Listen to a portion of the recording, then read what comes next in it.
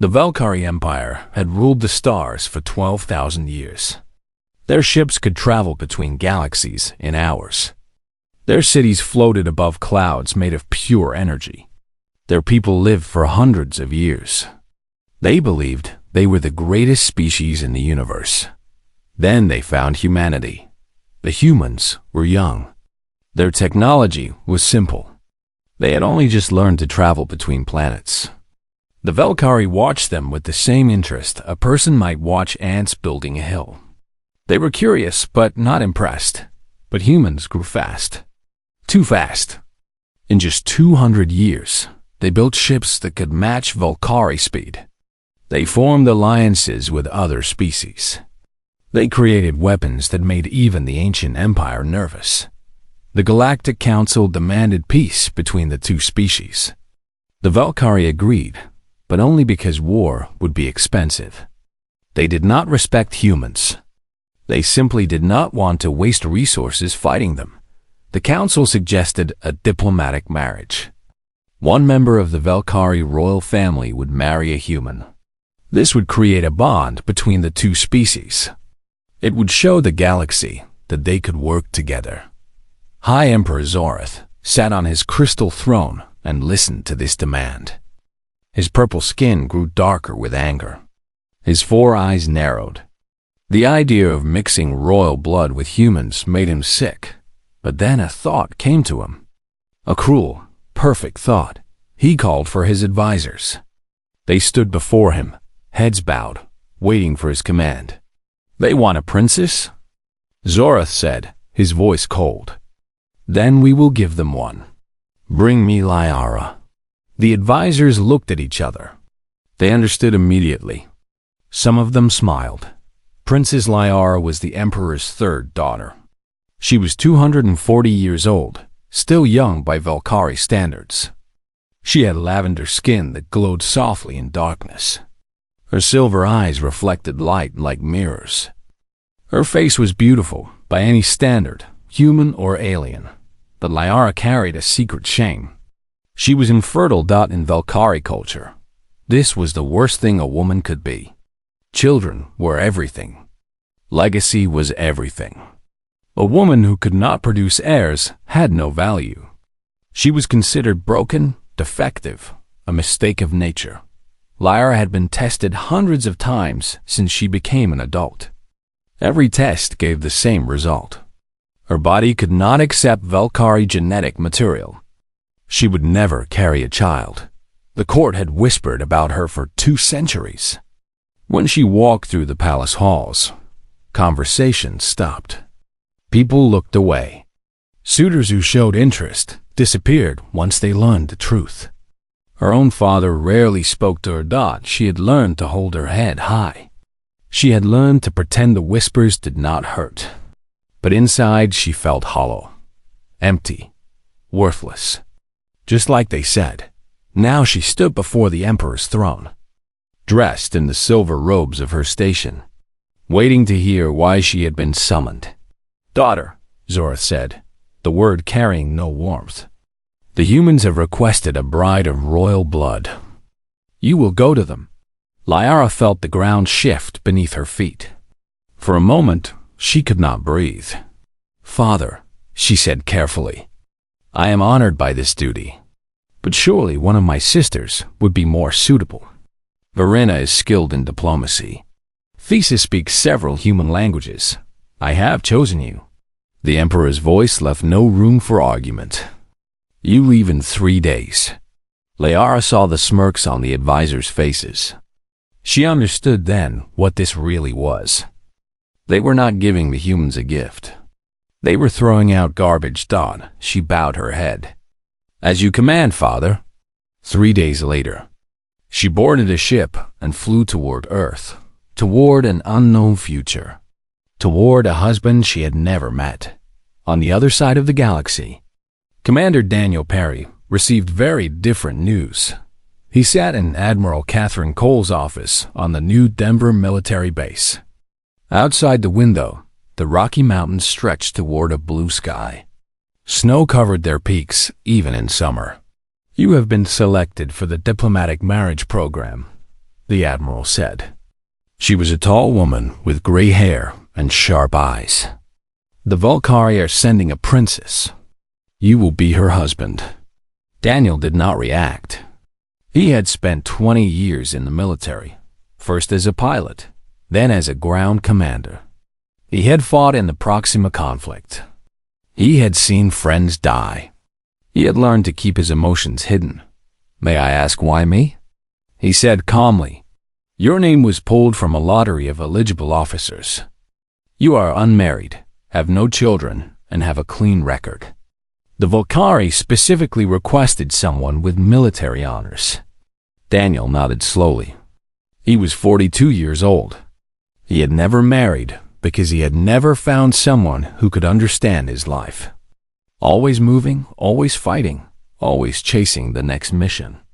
Romance required stability, and stability was something he had never known. What do I need to do? The Admiral handed him a tablet. On the screen was an image of the princess. Daniel looked at her for a long moment. She was beautiful. That was obvious. But something about her expression caught his attention. Her silver eyes seemed distant, sad, like she was already somewhere else, far away from whoever was taking the picture. The wedding will take place on Concordia Station in 2 weeks, the Admiral said. After that, you will return to Earth with your wife. You will be given a house outside the city. Your military duties will be reduced to allow time for the diplomatic role. I understand. Daniel. The Admiral's voice softened slightly. This is important. The Valkyrie have technology we need. Their jump gates could cut travel time between colonies by years. If this marriage helps secure an alliance, it could change everything for humanity. I will do my duty, Admiral. I know you will. That's why you were chosen. Daniel left the office and walked outside. The mountain air was cold and clean. He looked up at the sky, knowing that somewhere out there, a woman he had never met was flying toward him. He wondered what she was thinking. He wondered if she was scared. He did not know yet that she was wondering the same thing about him. 2 weeks later, they met for the first time on Concordia Station. The station floated in neutral space, a massive ring of metal and glass that served as the galaxy's primary diplomatic center. Liara walked down the aisle of the small chapel, her silver robes trailing behind her. The room was filled with diplomats from a dozen species. The Volcari delegation sat on one side, their purple faces showing amusement. They were waiting for the joke to land. Daniel stood at the altar in his dress uniform. His dark hair was neatly combed. His brown eyes watched her approach with an expression she could not read. When she reached him, he took her hand. His skin was warm. His grip was gentle. Hello, he said quietly, so only she could hear. I know this is strange, but I promise to be kind to you. Liara looked into his eyes and saw something she did not expect.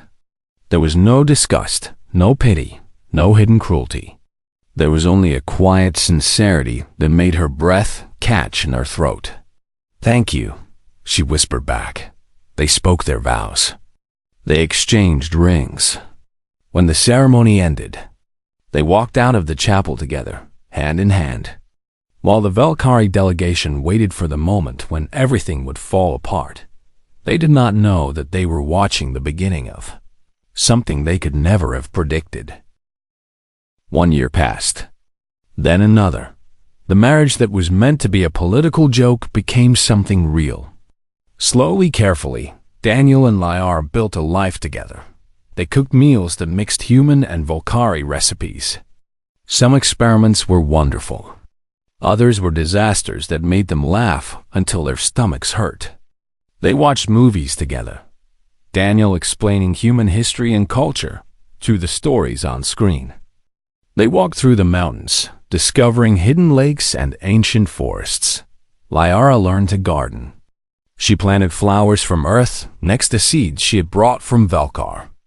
Daniel built her a small greenhouse where alien plants could grow in controlled conditions. She spent hours there, her hands in the soil, creating something beautiful from nothing. Daniel taught her to play cards. She taught him Valkyrie chess, a game played on a three-dimensional board with pieces that could move in 12 different directions. He lost every game for the first 6 months. When he finally won, he jumped up and cheered like a child. They became friends. Then they became something more. It happened gradually, so slowly that neither of them could point to a specific moment. A touch that lasted a little longer than necessary. A look across the dinner table that made hearts beat faster. The way Lyra started waiting by the window when Daniel was late coming home. One evening, after a long walk in the rain, Daniel reached up and brushed a drop of water from Lyra's cheek. His hand stayed there, warm against her lavender skin. "I think I'm falling in love with you," he said quietly. Lyra looked into his eyes. She had spent 200 years believing no one could ever want her. Now here was this human, this wonderful, kind, stubborn human, offering her exactly what she thought she would never have. "I think I already fell," she whispered back. He kissed her then, soft and gentle, under the gray sky with rain falling around them. That night, they did not sleep in separate rooms. 3 months later, Lyra woke up feeling sick. At first, she thought nothing of it. Valkyrie rarely got ill, but she had been exposed to many new things on Earth. Maybe she had eaten something that disagreed with her. Maybe she had caught a human virus, but the sickness continued. Every morning, she felt dizzy and nauseous. Her body felt different, changed in ways she could not explain. She tried to hide it from Daniel, but he noticed. He noticed everything about her now. "You need to see a doctor," he said firmly. "Something is wrong." "I am fine. It is probably just adjustment to Earth's atmosphere." "Lyra, you've been here for 2 years. Your body adjusted a long time ago." He took her hands. "Please, for my peace of mind." She agreed, but only because she could not refuse him. Dr. Maria Santos was the physician assigned to monitor Lyra's health. She was a young woman with dark curly hair and kind eyes. She had been fascinated by Valkyrie biology since Lyra's arrival and had spent months learning everything she could. She ran every test available. Blood samples, tissue scans, genetic analysis. Lyra sat in the medical center and waited, telling herself there was nothing to worry about. An hour later, Maria called them both into her office. Her face was pale. Her hands were shaking slightly. "I don't know how to tell you this," she said. "I've checked the results 3 times. I had the computer verify them twice more." "Just say it," Daniel said. His voice tensed. Maria took a deep breath. "Princess Lyra, you're pregnant." The room went completely silent. Lyra stared at the doctor. The words made no sense. They could not be true. She had been tested hundreds of times. Every test had confirmed the same thing. "That is impossible," she said. "My reproductive system is defective. I cannot conceive." "That's what I thought too." Maria pulled up a holographic display showing genetic data. "But look at this. Your eggs are completely normal. There's no defect at all. Then, why could I never conceive before?" Maria pointed to a specific part of the display. "Valkyrie reproduction requires certain protein markers to initiate the bonding process. Your body doesn't produce these markers. That's what every test detected. But here's the thing." She highlighted another section. "Humans don't use the same system at all. Our genetics work on completely different principles. When your egg encountered Daniel's genetic material, the bonding happened naturally." Daniel leaned forward, trying to understand. "You're saying she was never actually infertile?" "Exactly. She was just incompatible with Valkyrie males. But human genetics operate differently enough that the incompatibility doesn't exist." Her body recognized Daniel's DNA and accepted it without any problems. Lyra's hands moved to her stomach without thinking. There was nothing to feel yet, just flat skin over quiet organs. But somewhere inside her, cells were dividing. Life was growing. Life that should have been impossible. How far along? Daniel asked, his voice rough with emotion. About 10 weeks. The baby is healthy. Development is progressing normally. Maria smiled through her own shock. Congratulations. You're going to be parents. They drove home in silence. Daniel kept one hand on the steering wheel and one hand on Lyra's knee, grounding her, reminding her this was real. When they reached the house, Lyra walked straight to the garden and stood among her flowers. The sun was setting, painting everything in gold and orange. Her hands pressed against her stomach. Daniel came up behind her and wrapped his arms around her waist. Talk to me, he said softly. Tell me what you're thinking. I don't know what I'm thinking. Her voice trembled. For 200 years, I believed I was broken. I accepted it. I built my entire identity around this one terrible truth. And now you know they were wrong. Lyra turned in his arms to face him. Tears were streaming down her lavender cheeks. They were wrong, she repeated. All of them. My father, the doctors, the entire empire. They looked at me and saw a defect, when all along I was simply different. Different isn't defective. Different is just different. But they made me believe it. They made me hate myself for something that was not my fault. Daniel cupped her face in his hands and wiped her tears with his thumbs. I know. And I'm sorry. I'm sorry for every day you spent believing their lies. He kissed her forehead. But now you know the truth. And we're going to have a baby. A baby, they said, could never exist. Lyra laughed through her tears. It was a strange sound, half joy and half pain, the release of 2 centuries of shame. A baby, she whispered. Our baby, our baby. They stood in the garden as darkness fell, holding each other, feeling the impossible future growing between them, somewhere in the galaxy. The Valkyrie Empire was about to receive news that would change everything. The house was small. Lyra stood in the doorway and looked at the 2-story building with its white walls and brown roof. A garden surrounded it, filled with flowers she did not recognize. Behind the house, mountains rose into clouds. On Valkar, she had lived in a palace made of crystal and light. Her bedroom alone was bigger than this entire property. Servants had attended her every need. Every surface had been polished to perfection. But the palace had never felt like home. It's not much, Daniel said, standing beside her with their bags. But it's quiet, private. No one will bother us here. Lyra stepped inside. The floors were made of wood that creaked softly under her feet. The furniture was simple but comfortable. Large windows let in sunlight and showed views of the mountains. She touched the wall. The material was rough under her fingers, nothing like the smooth crystal of Valkyrie architecture. I like it, she said, surprising herself. It feels real. Daniel smiled slightly. I'll show you to your room. He carried her bags upstairs to a bedroom at the end of the hall. It had a large bed with blue blankets, a wooden desk by the window, and a closet for her clothes. This is yours, he said. My room is on the other side of the hall. You have complete privacy. I won't enter without permission. Lyra looked at him carefully. In Valkyrie marriages, the husband had all the power. He could demand whatever he wanted from his wife. Privacy was not something women expected. You are giving me my own space? Of course. We're strangers, Lyra. Just because we're married on paper doesn't mean I have any right to make you uncomfortable. He set her bags on the bed.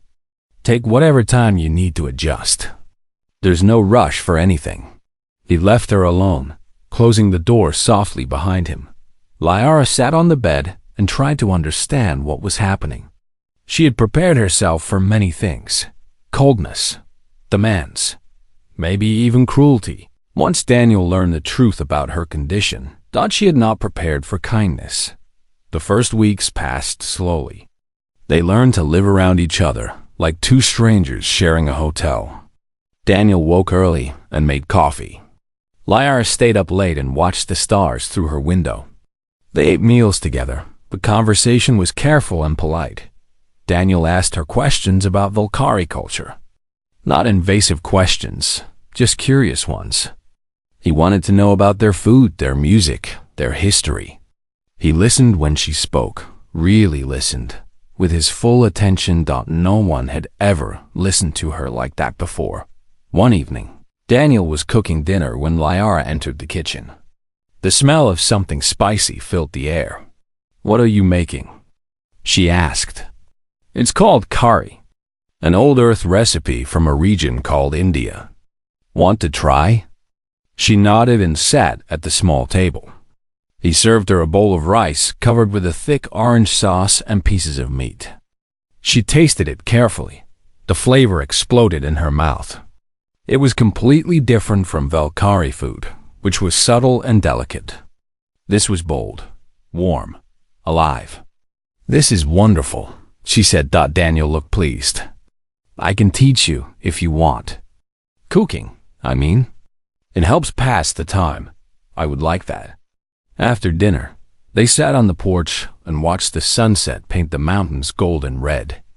The air was cooling, and Daniel had given her a blanket to wrap around her shoulders.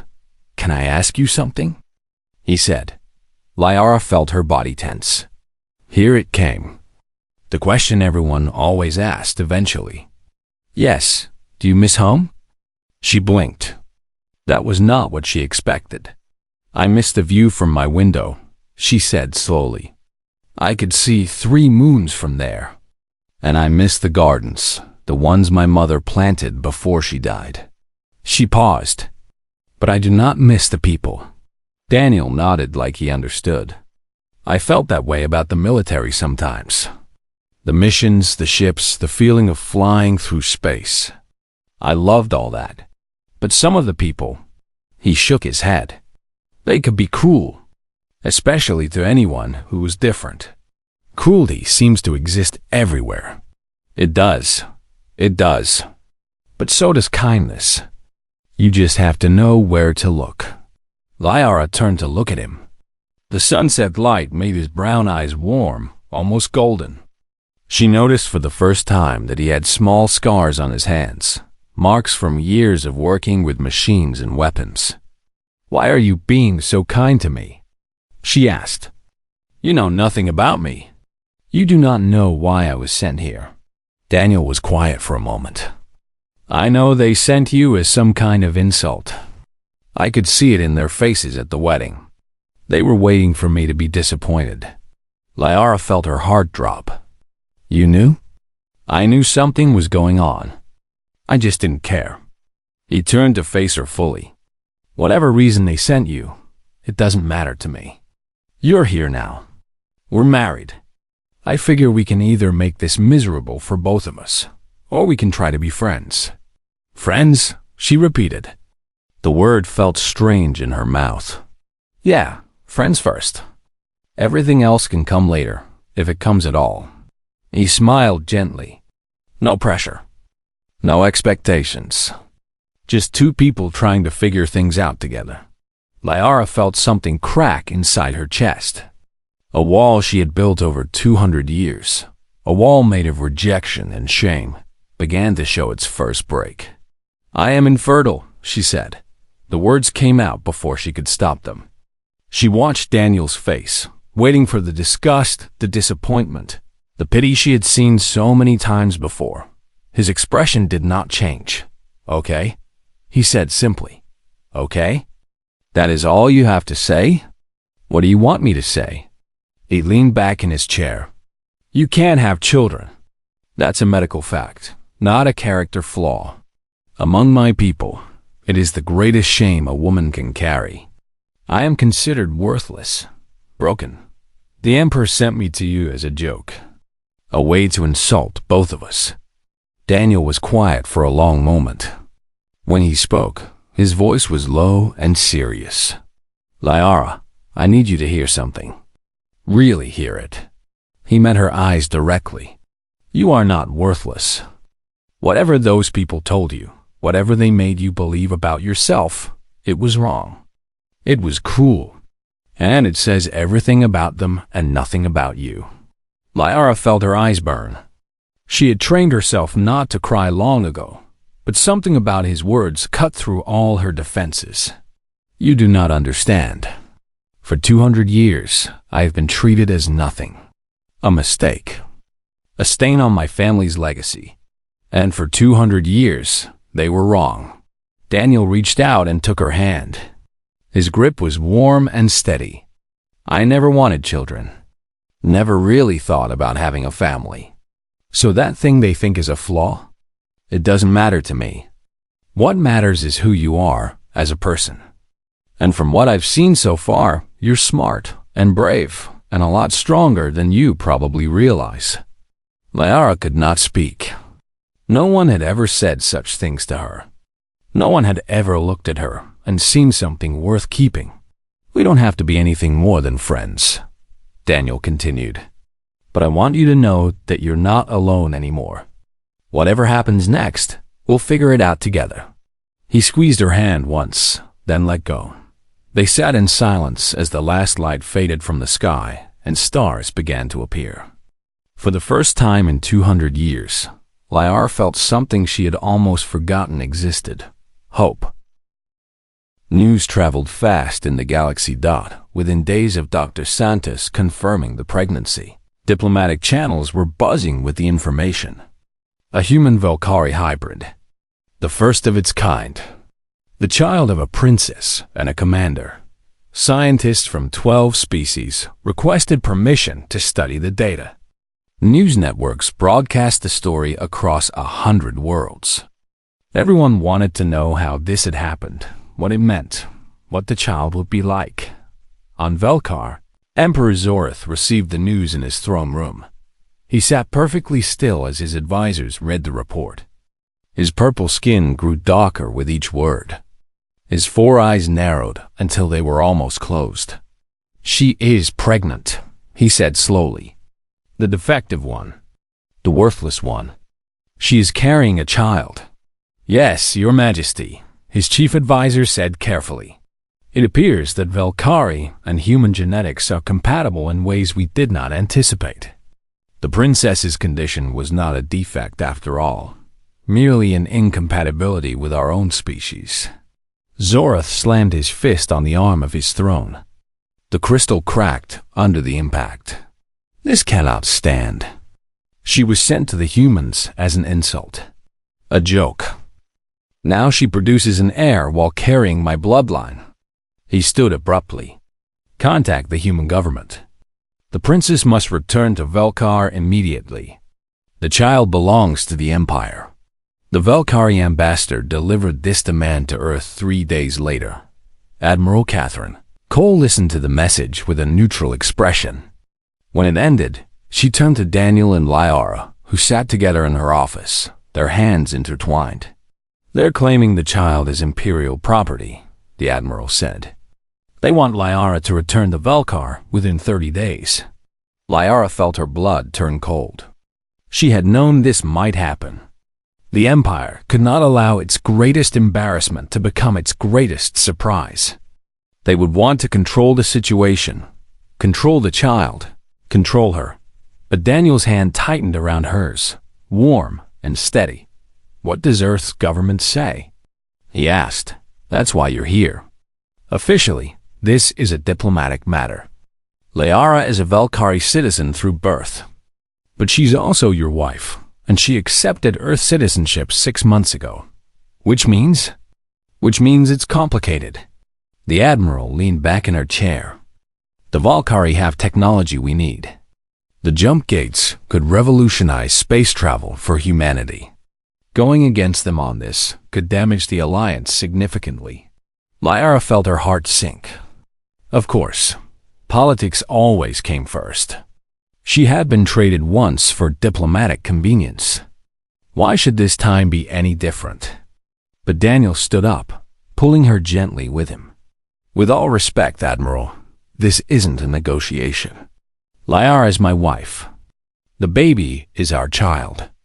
They stay with me. Commander Perry, you need to understand the larger picture. I understand it perfectly." Daniel's voice was calm but firm. "The Volcari threw my wife away because they thought she was worthless. They used her as an insult. Now that she's proven them wrong, they want her back like she's property they accidentally lost." He took a step forward. "I spent 30 years serving humanity. I fought in wars, lost friends, nearly died more times than I can count. I did it because I believed we stood for something better, something worth protecting." He looked directly at the Admiral. "If we hand my wife over to people who abused her, just because they have technology we want, then everything I fought for means nothing." The room was silent. Liara stared at her husband, this quiet man who had never sought glory or attention, now standing against an empire for her sake. Admiral Cole was quiet for a long moment. Then she nodded slowly. "I'll take this to the council. I'll argue your case. But Daniel, you need to understand that the Volcari won't accept no for an answer. This could get ugly. Let it get ugly. Some things are worth fighting for." They left the office and walked into the bright Colorado sunlight. Lyra's mind was spinning with fear and hope and 1,000 other emotions. "You would risk a war for me," she said quietly. "I would do whatever it takes to keep you and our baby safe. That's not negotiable. Daniel, I am not worth an interstellar conflict." He stopped walking and turned to face her, his hands on her shoulders. "Stop that," he said firmly. "Stop telling yourself you're not worth things. You're worth everything. You're worth more than any alliance or technology or political advantage." He touched her cheek gently. "When are you going to start believing that?" Lyra had no answer. 200 years of being treated as worthless was hard to forget. Over the next weeks, the situation grew tense. The Volcari ambassador made increasingly aggressive demands. Twice, Volcari ships entered Earth's solar system uninvited. The human military went on high alert. News networks ran constant coverage of the diplomatic crisis. Through it all, Daniel stayed by Lyra's side. He worked with military strategists during the day and held her at night when nightmares woke her up. He never showed fear, never wavered, never suggested that giving in might be easier. Other humans surprised her too. Dr. Santos called daily to check on the pregnancy. Neighbors brought food and offered support. Strangers sent messages of encouragement from around the world. One evening, a group of military veterans gathered outside their house. They stood in the garden, holding signs that read, "Lyra is one of us," and "Humans protect their own."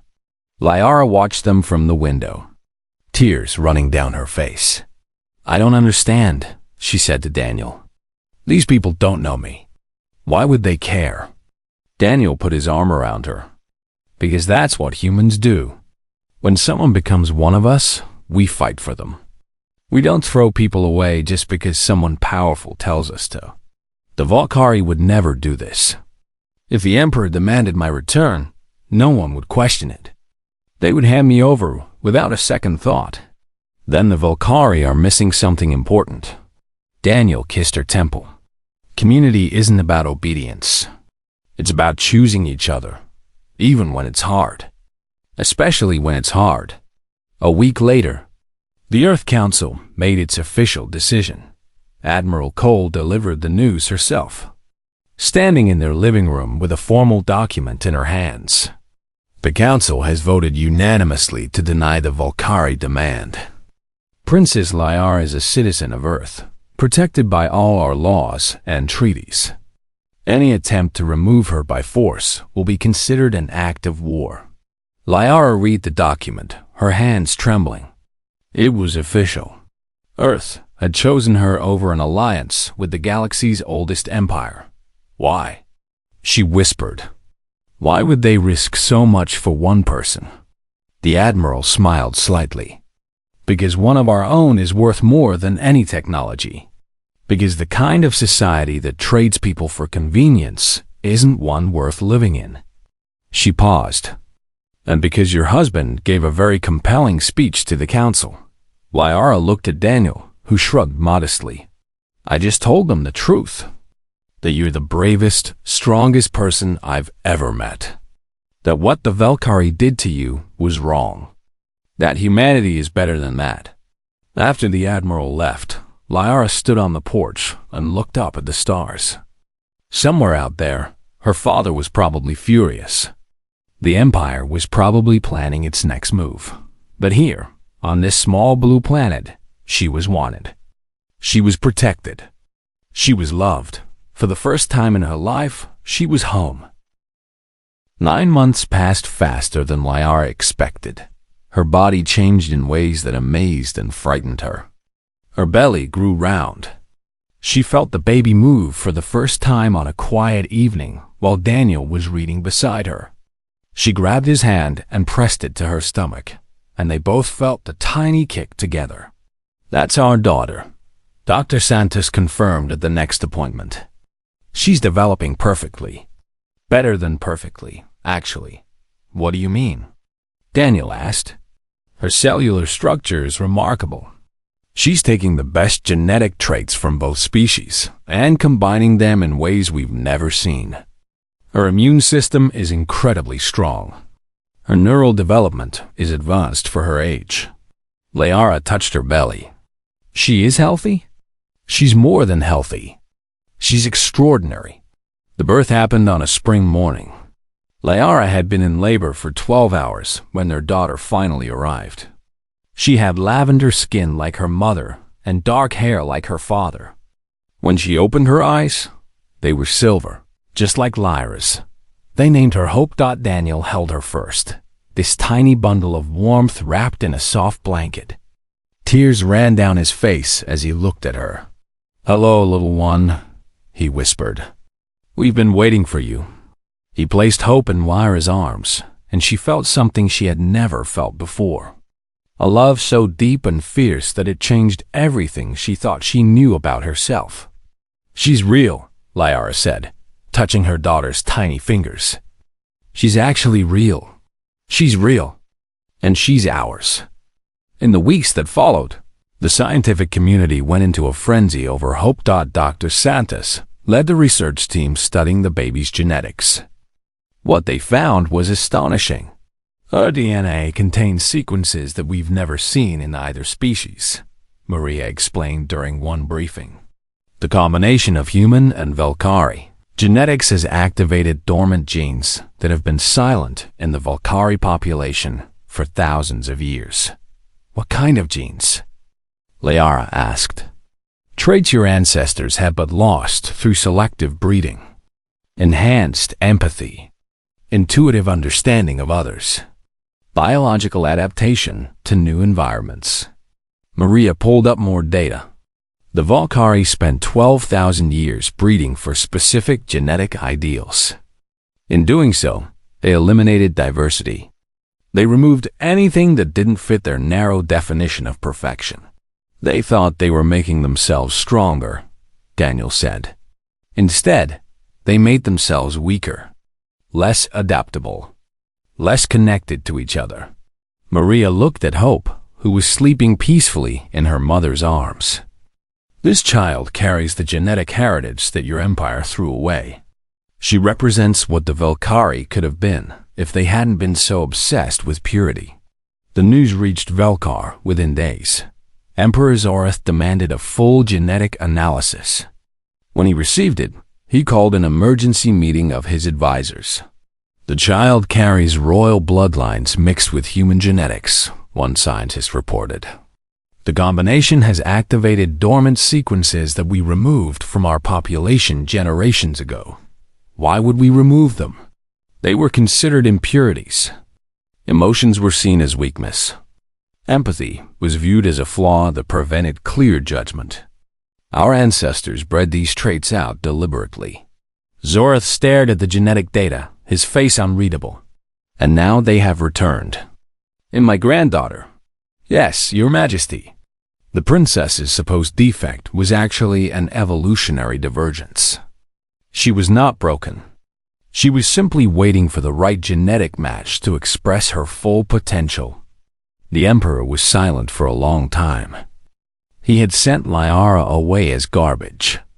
Now he was learning that she might have been the most valuable person in the entire empire. A week later, Liara received a request for a holographic communication from Velkar. She almost refused, but something made her accept. Emperor Zorath appeared in their living room, projected from light years away. He looked older than she remembered, tired. "Daughter," he said. Liara stood tall, hope cradled in her arms, Daniel at her side. "Father, I have seen the genetic reports. I understand now what I failed to see before. Do you?" Lyra's voice was calm but cold. "What exactly do you understand?" "That I was wrong. That the Empire was wrong.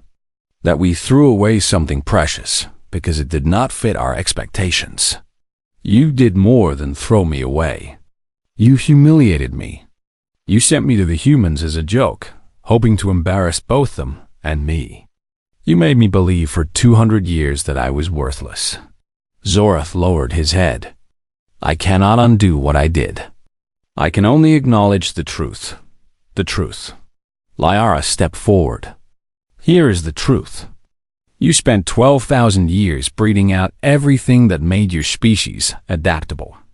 You eliminated empathy, connection, diversity. You made yourselves pure, and in doing so, you made yourselves weak." She held up hope, letting her father see his granddaughter clearly. "My daughter carries the genes you threw away. She has abilities that Velkari children have not had for generations. She can feel what others feel. She adapts to new situations naturally. She represents everything your empire rejected." "Then give her to us," Zorath said. "Let us study her. Let us learn from her genetics. We can restore what we lost." No. The word hung in the air, sharp and final. She belongs to Earth now. To humanity. To the people who saw worth in what you discarded. Lyra's silver eyes met her father's. "You had your chance. You had me. You could have valued me for who I was instead of condemning me for what I couldn't do. You chose differently. The Empire needs what she represents. Then build it yourselves. Learn from your mistakes. Start treating your people as individuals instead of genetic commodities." Liara shook her head. "But you will not have my daughter. She will grow up knowing she is loved. She will never feel worthless. She will never believe she is broken because she is different." Zorath was silent. For a moment, Liara thought she saw something like regret in his eyes. "You have changed," he said finally. "I have. My husband taught me something your culture never could. That value is not determined by what you can produce. It is determined by who you choose to become." The hologram flickered. "I see that I cannot change your mind." "No, you cannot." Zorath nodded slowly. "Then perhaps, someday, the Empire can learn from your example." The transmission ended. Lyra turned to Daniel, who had watched the entire exchange in silence. He wrapped his arms around her in hope, holding them both close. "That was incredible," he said softly. "I have wanted to say those things for 200 years. How do you feel?" Liara thought about it. The anger was still there, the old pain. But it was smaller now, quieter. "I feel free." Hope made a small noise, reaching up toward her mother's face. Liara smiled and kissed her tiny hand. That evening, they sat on the porch as the sun set over the mountains. Hope slept in her crib beside them, peaceful and content. "You know," Daniel said, "when they told me I was going to marry an alien princess, I never imagined it would turn out like this." "Like what?" "Like the best thing that ever happened to me." Liara leaned against him, feeling his warmth, his steadiness, his love. "They sent me here as a joke," she said quietly. They wanted to humiliate both of us. Instead, they gave me everything I never knew I wanted. Funny how that works. Funny indeed. They watched the stars appear, one by one, in the darkening sky. Somewhere out there, the Volcari Empire was having to reconsider everything it thought it knew. Somewhere out there, scientists were studying data that would reshape understanding of both species. But here, on this small porch, in this modest house, a family was simply enjoying the evening together. The princess who was sent away as worthless had become the mother of a new beginning. The cruel joke had become a love story. And the secret she carried home was not just a child dot. It was proof that sometimes the things we throw away are the most valuable of all dot. And sometimes it takes a human to help us see it.